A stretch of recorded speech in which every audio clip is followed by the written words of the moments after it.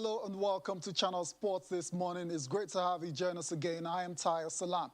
This is what the show looks like. We're starting off with great news concerning the Super Falcons of Nigeria. They advanced to the next round of qualifiers for the 2022 African Women's Cup of Nations, despite losing 1-0 against the Black Queens of Ghana in Accra yesterday.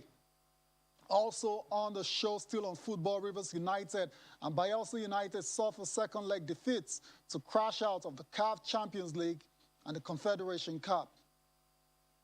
Also coming on sport this morning, Mohamed Salah scored a hat-trick as Liverpool thrashed Manchester United 5-0 at Old Trafford as dreams quickly turned into nightmares for the Red Devils and their fans. That's just a tip of the iceberg. There's still a lot to come on the show in the course of the next 55 minutes, so try and stick with us for the best stories across this amazing world of sports. Before we get to Manchester United and their troubles, as well as Rivers United and Bayelsa United, let's give you updates from the world of tennis, starting with the Kremlin Cup. We have a champion, and is none other than Aslan Karatsev. Is a Russian that was playing in front of his own fans, and he duly delivered, captured the second tour-level title. That was yesterday to keep alive his hopes of qualifying for the ATP finals at the end of the season. Karatsev was strong on serve, overcoming two-time Moscow champion Marin Cilic 6-2 and 6-4 in just 77 minutes. So it was a straightforward, very, very convincing victory for Karatsev. The second seed did not drop a set en route the title. Like I said, it was a very, very convincing victory for the Russian indeed. He's 13th in the FedEx ATP race to Turin, 675 points behind ninth place Hubert Hurkacz. So good victory for Aslan Karatsev. Let's enjoy the rest of the highlights. Let's see how he got the job done against Marin Cilic.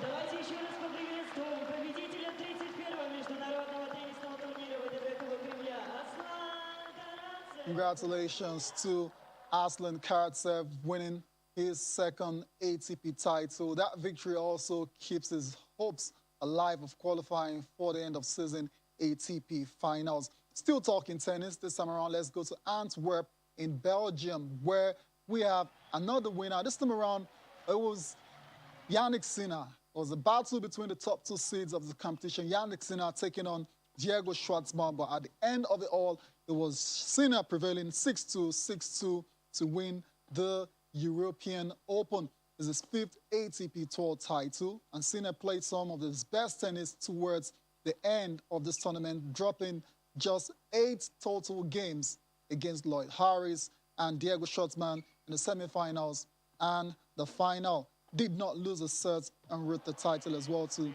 just like Karatsev.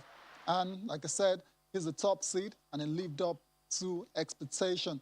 Overpowered Schwartzman in the championship match, blasting winners from all areas of the court, especially of his forehand. The 20-year-old is the youngest player to claim 5 tour-level trophies since the 19-year-old Novak Djokovic triumphed in Estoril in 2007. Let's see the rest of the highlights and then see how Sinner got the job done against Schwartzman.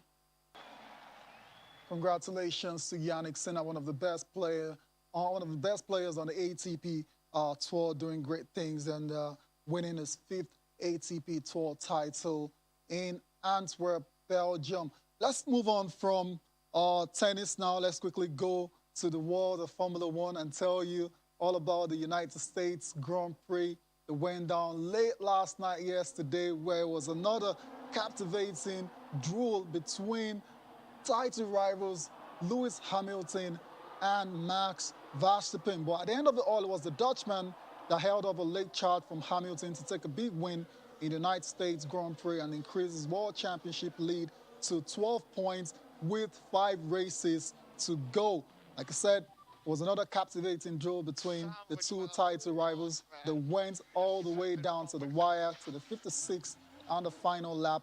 It was Verstappen who withstood pressure from Mercedes on the pressure tires to claim his first win in Austin, Texas. Hamilton overtook Max in the race's first corner, but Red Bull gained track position by pitting Verstappen first at the opening stops and then again at the second when it was in the lead.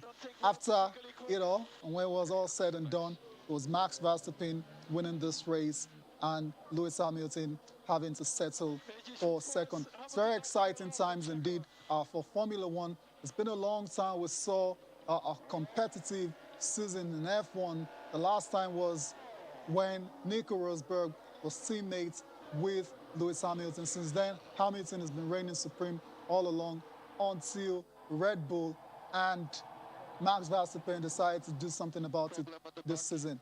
The same pictures are coming from that particular race. Exciting race, like I said. And Hamilton settled for second while Verstappen finished first. Coming in third place was Sergio Perez, also of the Red Bull. So they're not only competing for the driver's title, they're also competing for the constructor's title. Austin Okonokman is ready to join me now, strapped in and ready. It's a fantastic time to bring him in as well. So Austin, good morning. It's great to have you on the show. And I was saying that for the first time in a long time, Lewis Hamilton has got a real battle on his hands in terms of winning a Formula One title. Good morning, Austin. What's up?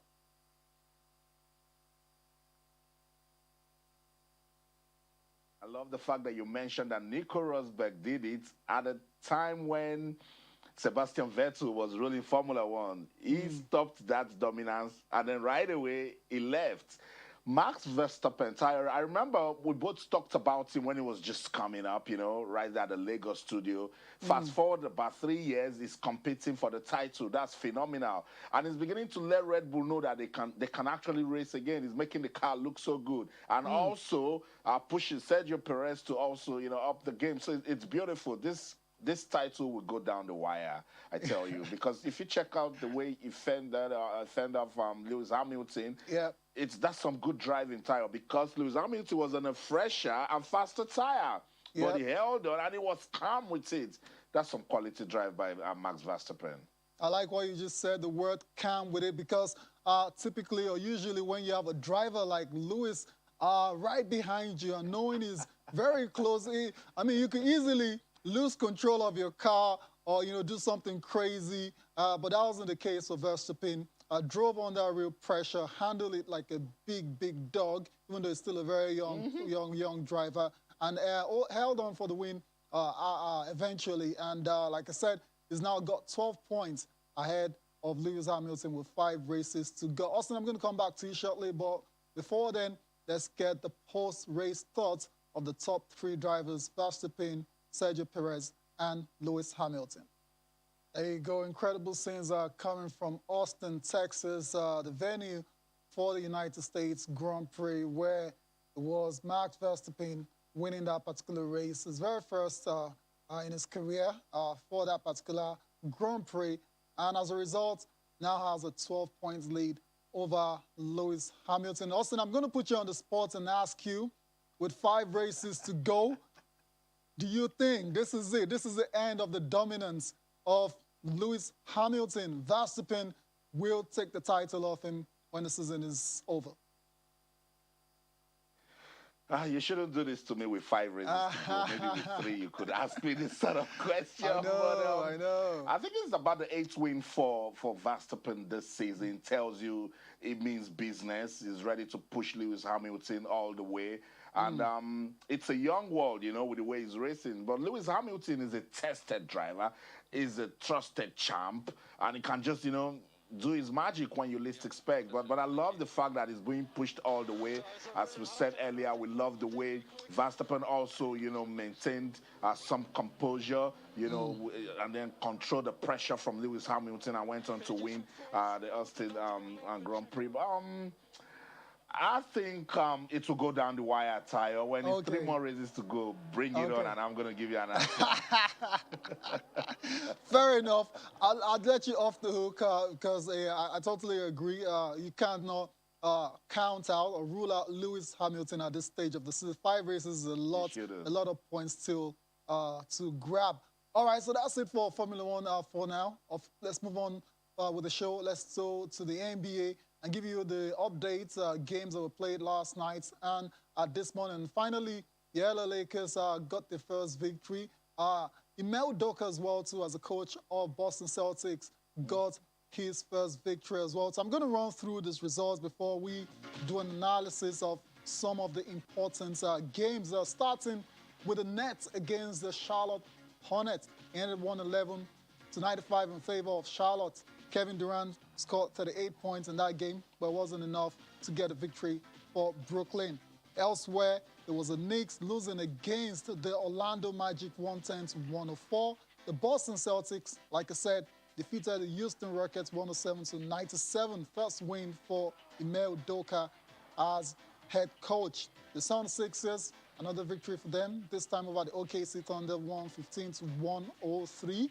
The Golden State Warriors still unbeaten. Fantastic start to the season for the Dubs. 119 to 107 over the Sacramento Kings. And last but not the least, in a very exciting game that went down to the wire, the Lakers prevailed over the Memphis Grizzlies 121 to 118. The first win for the Lakers, like I said, and they snapped a 2-game losing streak to start the season. We've already seen pictures coming from that game. So we'll just go into the analysis of it. Austin, the Lakers lost the first 2 games of the season. And going back to the preseason as well, too, they didn't win any games. So that was 8 games on the bounce where they lost. And there were starting to be worries from certain quarters, especially their fans. But they've done well to get that very important victory over the Memphis Grizzlies. Huge relief for the Lakers, Tayo. And let's not forget they had to work so hard to get that victory. They dug so deep, you know, because the media haven't been easy on them. You know, when you lose all your preseason games, you lose the first 2 matches of the new season, and then we're looking at the team and we see stars everywhere. There's nobody that won't ask questions, you know. And they had to dig in deep to win this one against the Grizzlies. They won by just 3 points. It goes to tell them that they still have a lot of work to do, you know. And I love the fact that at this stage of the competition, nobody will show anybody any form of respect, you know, because it's as good as you getting up to some good winning starts so you can, you know, in some way sustain the momentum. With the Lakers, Tayo, I told you when we were talking about the big guys joining the team, I said they will need some time to blend. Sure. But when they catch the fire, they will be unstoppable, no doubt. But for now, they also know that they've got their work cut out. They need to keep, you know, this sort of results coming. It's up to them now to sustain the momentum, create some level of consistency, get the blend that they need to get, you know, amongst themselves, and they will indeed be a good team. Of course, you cannot. I mean, they've got so many great players on that side. You'd expect them to eventually gel and start winning games and perhaps go all the way and compete for a title. LeBron James played in that game, finished with 19 points. Anthony Davis had 22 points and 4 blocks. But the star of the show, surprise, surprise, was Carmelo Anthony. Let's take a listen to Carmelo Anthony's post-game thoughts where he scored 28 points. And by scoring 28 points, is now moved into 9th place on the NBA's all-time scoring list. Carmelo Anthony speaking after his performance against the Memphis Grizzlies. What better night to do it than to do it with a win. Carmelo Anthony, 28 points on the night. 27,423 career points now for Carmelo Anthony. Is now 9th on the all-time scoring list. The only player in front of him right now is Shaquille O'Neal, who's 8th with 28,596 points. So with the way Carmelo is still going now, Austin, Carmelo Anthony, a couple of years ago, couldn't even get a team. Now plays for the LA Lakers and is still playing good basketball. And that's what it is. That's the sort of motivation he needs. Interesting stats coming from that game, Tayo. He played 28 minutes and scored 28 points. So in every minute, this guy was scoring a point. You know, good start for Camelo. I've always said that he's the guy that can turn things around, that can make a difference for this All-Star Lakers team. You know, and if he keeps this sort of momentum going, there's no doubt he's going to push my alien player, Russell Westbrook. By the time Russell Westbrook also gets into the mix, LeBron James is a consistent player, then the Lakers will be unstoppable. But I love what you said about Carmelo Anthony. Someone who was struggling to get a club now. He has a chance and he's taking it. And that's what we say in our world of sports. When you get those chances, you take it. This sort of performance is going to just tell himself. And if you listen to him, calm dude there, he said he just needs to keep it going. And that's the attitude. That's the attitude. I totally agree with you, Austin. We need to go on a break now. The when we come back, we're focusing on the Boston Celtics and how Ime Udoka was able to get his first win as the head coach. Join us again.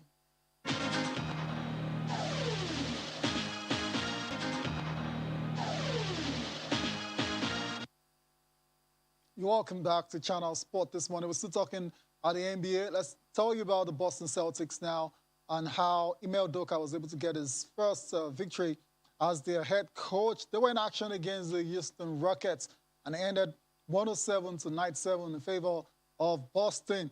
Jason Tatum ensured that victory for Ime Udoka, scoring 31 points, grabbing 9 rebounds in that victory to avoid their first 0 starts to the season since the 2013-2014 season. Like I said, Jason Tatum had 20 points in the first half on 8 of 13 shooting. Al Horford finished with 17 points, including 11 in the third quarter and 10 rebounds. Dennis Schroeder, who started for the injured Jaylen Brown, finished with 18 points, while Grant Williams added 18 points off the bench. Boston overall shot 44% from the field and made 15 of 47 on 3-pointers. Boston coach Ime Udoka said afterwards he received a water shower and was presented with a game ball following his first win as head coach. Austin, it's always good to get that monkey off your back. There's no point waiting. They lost their first 2, but now they got the win at the 3rd attempt.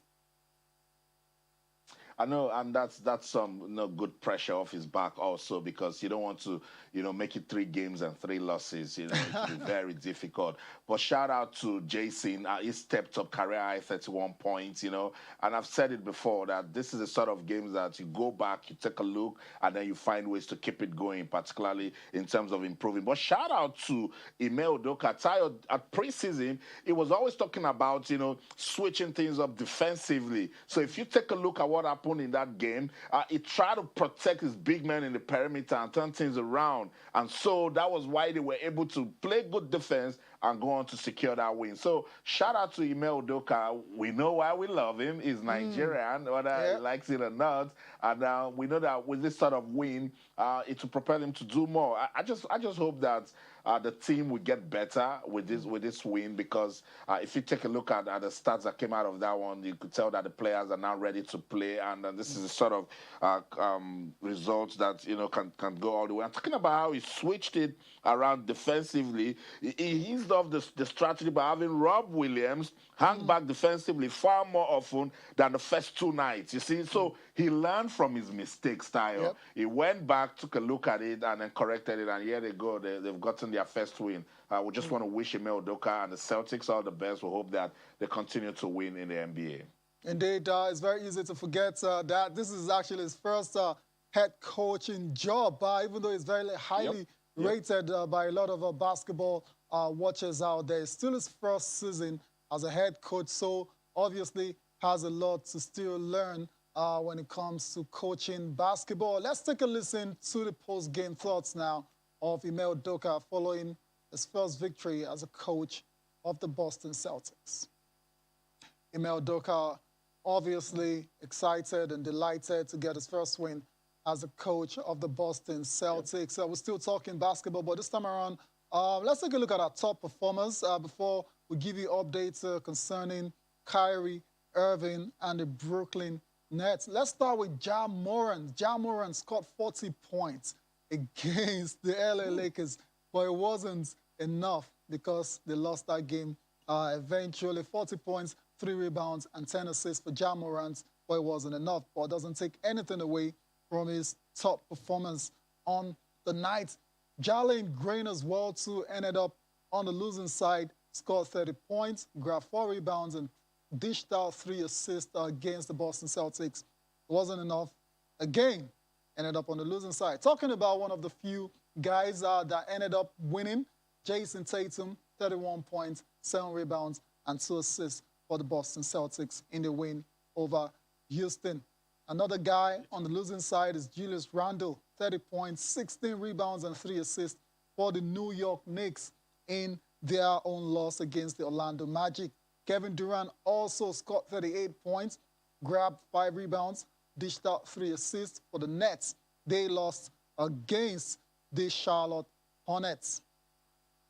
Miles Bridges for the Charlotte Hornets ended up on the winning side, 32 points, 9 rebounds, and 2 assists in that particular victory over the Brooklyn Nets. Congratulations to all of these guys, to the ones that ended up on the winning side and the ones that ended up on the losing side as well. So it doesn't take anything away from the performances at all. Off the court now, there was a bit of an interesting episode that went down outside of the Brooklyn Nets game. That was at the Barclays Center where they were going to take on their opponents. Protesters actually coming out to support Kyrie Irving. Kyrie Irving, in case you've not been following, is not played any game this season because of New York COVID-19 mandates.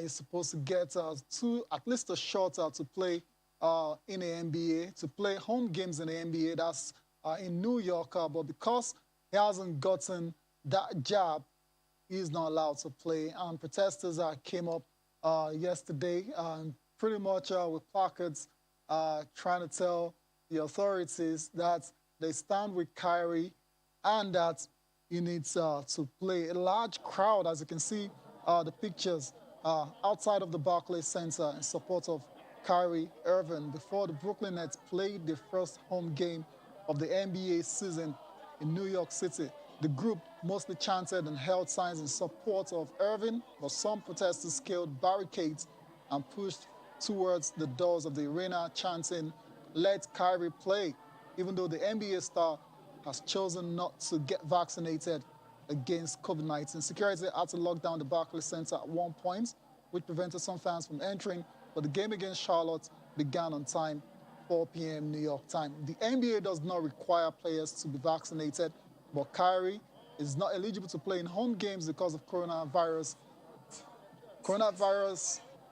regulations in New York City. The Nets announced ahead of the season that Kyrie, who was a 7-time All-Star, would join Brooklyn in 2019 after stints with the Brooklyn Nets, with the Cleveland Cavaliers and the Boston Celtics, would not play or practice with the team until he is eligible to be a full participant. Austin, very interesting scenes outside of the Barclays Center. These fans want to see Kyrie play, but unfortunately, New York mandates, New York's COVID-19 mandate means he cannot play.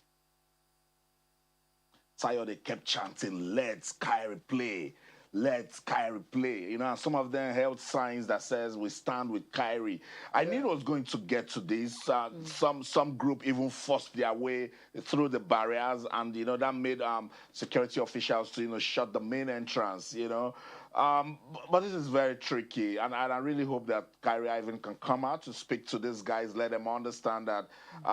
The law is the law. A rule is a rule, and most times, when these things are done, it is for the interest of a collective group.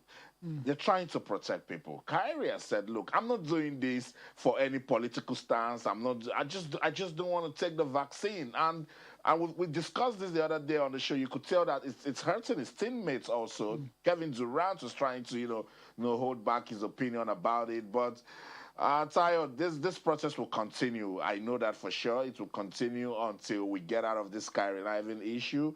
I really don't even know where to stand with it because he has a right, to say if he wants to take the vaccine or not. But when you're with a group, And you know in sports, particularly team sports, you work with your team, you work with a group. So somebody will need to come to a compromise, either the NBA or the New York or officials or even the Brooklyn Nets or Kyrie himself. Somebody must just come and let reason prevail, because it's obvious the fans want to see the Brooklyn Nets guard play again. Is all-around quality, and they're missing their player.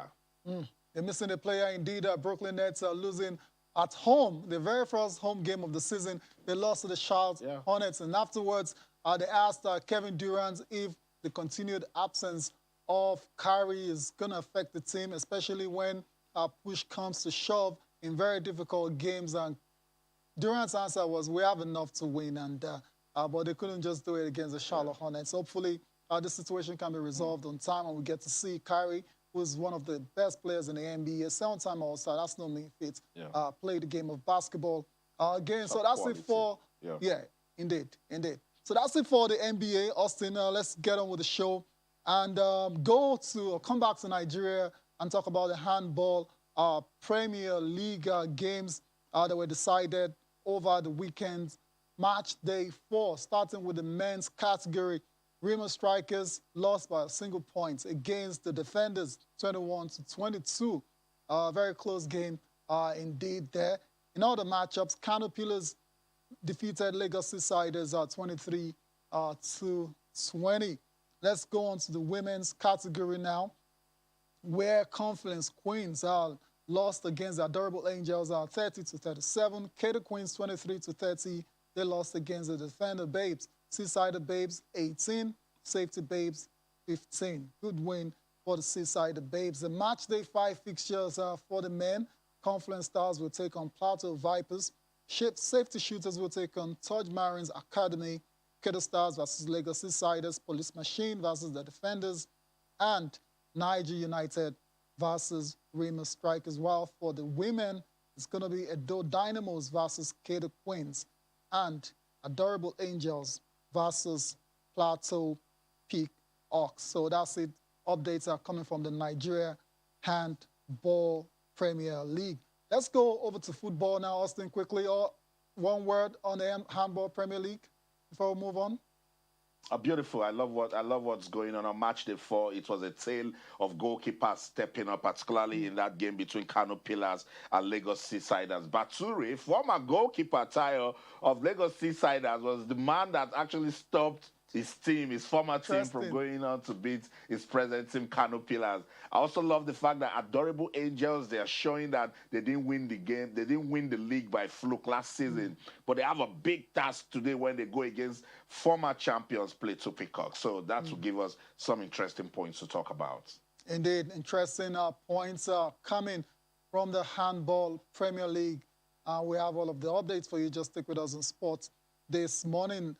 Let's move on to football now, women's football to be precise, where Nigerian Women's League side FC Robo have emerged as the champions of the 2021 Flying Officers Cup after a 1-0 win over 2019 champions at Edo Queens in the final game played at the Area 10 Sports Complex in Abuja. The solitary goal of the game came in the 26th minute through Okwemi Ajakaye, who scored a wonderful goal from about 33 the FC Robo Queens, Emmanuel Osawa, became the 3rd manager to win that particular cup. And afterwards, after Gabriel Adejo of Edo Queens and Moses Aduku of Bayelsa Queens, Taiwo Lawal of FC Robo emerged as the most valuable player of the tournament, while Obidimma of Edo Queens was voted goalkeeper of the tournament. Ibn Abor George Will of Confluence Queens won the highest goal scorer award. Good to see the girls or the ladies or the women playing ahead of the new season, Austin. I love the fact that we'll be talking about women's football for about 5 months straight now. A good one for the development of the women's game, and the Flying Cup, just, puts another reason why we should keep it going. The Flying Cup, let's not forget, is used to honor the late, Arotile, and it's good to see the ladies, come out, play good football. For FC Robo, it is victories such as these that can actually, give you a proper mindset mindset to get into the new season and see what you can do. For Edo Queens, I'm sure they would have want to win this this flying officers cup, but it's another opportunity for Coach Wemimo. Don't forget, she used to be the former coach of Sunshine Queens. She actually defeated a team, Edo Queens defeated a former club, Sunshine Queens, to get to the final. But they couldn't just, beat FC Robo. And we know FC Robo, they bring some quality to the women's game in Nigeria. And Coach Osaon has been saying that he's using this competition to prepare for the new season. So I'm sure he must have, gotten the right, the right requirements to get ready for Edo Queens. As I said earlier, Coach Wemimo will take a look at the team once again, see ways that she can, tweak it and get ready. So Tayo, we had the Aisha Buhari Cup, and then we had the Betsy Obaseki Women's Football Tournament, and now we're having the Flying Officers Cup. Good one for women's football development in the country. Indeed. And still talking about women's football, let's go to the very highest of levels and tell you and give you updates about the Super Falcons of Nigeria. They are through to the next round of qualifier for the ALCON. It was a very, very tricky game. We knew it was going to be very, very tricky. Austin, after the first leg, ended 2-0 in favor of Nigeria. They went to Accra, did not conquer. They lost 1-0, but the loss was good enough to see them advance into the next round 2-1 in aggregate. Austin, no surprise about this result, right? But then again, it puts a lot of question marks that there's still a lot of work to be done. It also, it was a fairly good performance from the Super Falcons, because we understand there's so much in this tie. Whoever clashes out will miss out of the Africa Women's Cup of Nations, and of course miss out of the Women's World Cup. So if you take a look at the antecedents of women's football in Africa, who would you rather pick to be at the Women's World Cup or the ALCON? It's definitely the Super Falcons of Nigeria. It's sad for the Black Queens. I was in a forum where some journalists from Ghana were talking about it, and they believe that it's a huge setback for their football. But then again, why I said there's still so much questions to be answered, Coach Randy Waldrum should go back now and take a look at his team properly, because teams are beginning to close the gap. And someone will be quick to say, oh, they're playing Côte d'Ivoire in the next qualification round, and with that, they will qualify for the Africa Women's Cup of Nations. Let me remind you that Côte d'Ivoire stopped the Super Falcons from qualifying for the Olympics. So there is unfinished business with Côte d'Ivoire. So they need to come out and win convincingly. And it is this sort of win from the final qualifying round that you take into the competition proper. That's what persons will look at to assess your team, to see ways that, they can beat you or not. So there's still a lot of work to be done. Ghana deserved to win that one. They did. This is why we say when you have an opportunity in a two-legged fixture, you need to take it. If they are not won properly in the first leg, you know the rest. Or they had considered a goal, which they came close to doing. Just imagine, it would have been an absolute disaster for the Super Falcons, because that 1-0 for Ghana would have been enough for them to see the Black Queens advance. We mentioned Côte d'Ivoire are not smiling. They won their first leg 9-0, I believe. So they're a very tough side, and like you said as well, they stopped Nigeria from going to the Tokyo 2020 Olympics. So Coach Randy Waldrum and the players, Solskjaer, the captain, and all the veteran players on the side, they know that they have their work cut out for the next round of qualification for the 2022 African Women's Cup of Nations that's going to be staged in Morocco. All right, so that's it for the Falcons. From the Falcons, let's go to the continent in terms of our club football and give you updates and great news concerning Rivers United and Bayelsa United. Just like we said on Friday, both sides just, didn't have what it takes to advance to the next round of their competition. Starting with Rivers United, they lost against Al Hilal, just 1-0. And 1-0. So it's 2-1 on aggregate for Al Hilal in that game, which means that Rivers United are out of the CAF Champions League. We need to go on a break now. When we come back, me and Austin, we're going to be focusing on performances of Rivers United as well as Bayelsa United on the continent. Join us again.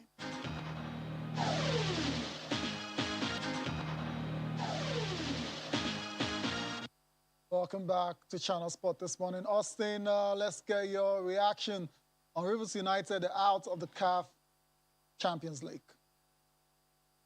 Unfortunate, Tayo, you know, and that's what I said about when you're playing two games. If you have an opportunity to play the first game at home, you must take your chances. You must make good use of it. You must be productive. You must be efficient. The difference between the first and the second leg was the first leg. When you don't win, it comes back to haunt you. And we said it that Al Hilal, they don't have the confidence that they have because they are not playing at home. They scored that goal, Tayo, in the 3rd minute. 1, 2, 3. They got an early goal. Rivers United, knowing that you need to chase it, just regroup, re-strategize, find a way to just score one. Just score one to just stay in it, and they did it. So why I'm making this analysis is so the technical crew can go back, watch that match. Now they drop to the CAF Confederation Cup. No more excuses. You must be better than what we've seen in the CAF Champions League. I know this sort of results happen, but I'm saying it could have been avoided. They had the advantage. They had the momentum. They could have just taken, you know, their chances, but they didn't. And now they're out of the CAF Champions League. Too bad. So for the second straight year, So no Nigerian club in the CAF Champions League again. Aqua United didn't even make it this far. Anyways, so better luck next time to all of these teams. A lot of work, obviously, has to be done for Nigeria to start competing very well at the highest level on the continent. Let's go quickly to Bayelsa United. They were in action as well, so we knew this one was always going to be a tall task. It ended up that way against CS Vaccine. They lost by 4 goals to 0. And they're out of the competition. But thankfully, expectedly, Enyimba got the job done against the Ambas of Senegal. Austin, quickly, your thoughts on these games before we move on. Despite the defeat and crashing out of Bayelsa United, I still love the team. I have so much respect for Bayelsa United. We knew it was going to be difficult against CS Vaccine. The 4 goals were scored in the first half. The Tunisian side, they were brutal. You know, I'm sure they were still hurting that a team that does not even play top-flight football in Nigeria beat them in the first leg, you know. And so... and let it be told. That's the story for me, you know. That's where I want to stay. That Bayelsa United defeated CS Vaccine at home in the first leg. If Rivers United had done that, we'll be saying a different thing, wouldn't we? But you see, that's football for you. Enyimba, they needed to win that one, and they did it in style 3-0 over Senegalese team FC Diamba. Shout out to Finidi George. It's now 2 games and 2 wins, you know. Wow. And what a way to show your superiority, your quality. 2 games, 4 goals, taking Enyimba to the next phase in the CAF Confederation Cup. We just want to wish them all the best. This is sort of performance we want. When this sort of things happen, we start wishing out maybe it was maybe Enyimba would have been the team that would have given us that win that we're looking for in the CAF Champions League. But let's wish Rivers United now in the CAF Confederation Cup and Enyimba all the best. They can keep the faith. Who knows? And we might just have 2 Nigerian teams in the final. Fingers crossed. Fingers crossed. Yeah, indeed. All right, so that's it for football on the continent. Let's go to Germany quickly and tell you that Awoniyi was once again on the score sheet for Union Berlin. 7 goals in 9 games now in the German Bundesliga, 11 in 15 in all competitions. What a season Taiwo is having. Austin, that's your guy.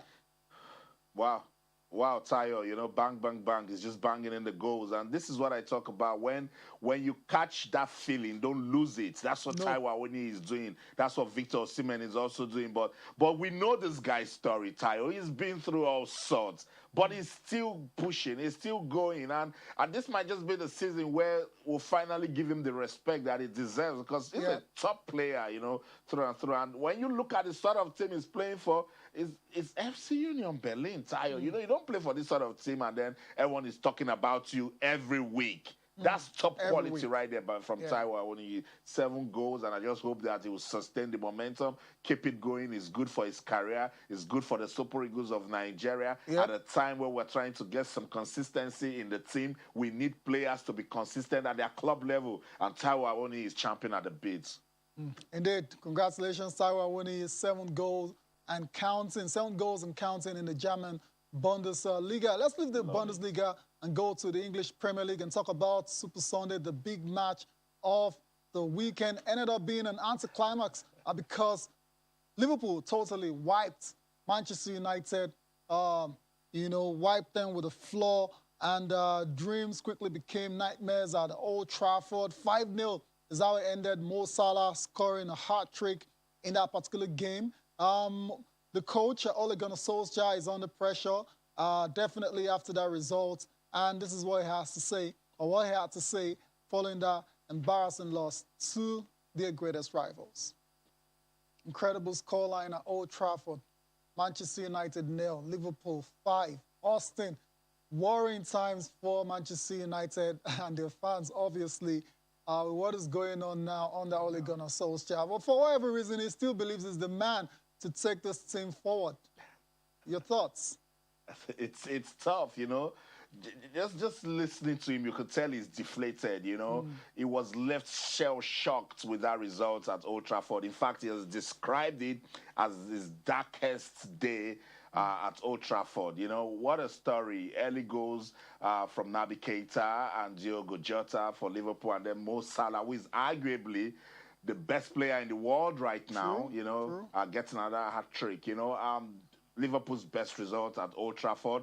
First time in the Premier League era that Manchester United will go 4 goals down at half-time, and then they resumed, and then the disaster continued. Paul Pogba came in, got a red card. That was Murphy's Law, Tayo. Anything that will go wrong in the worst possible way. Murphy's Law stood right in front of Old Trafford for Manchester United. I picked up the newspapers this morning, went straight to the back page, wanting to see that Ole out, finally confirmed, but no, it's just something about this guy. The Glazers just love him. They want to keep him, that legendary status that he has as the Manchester United former legend.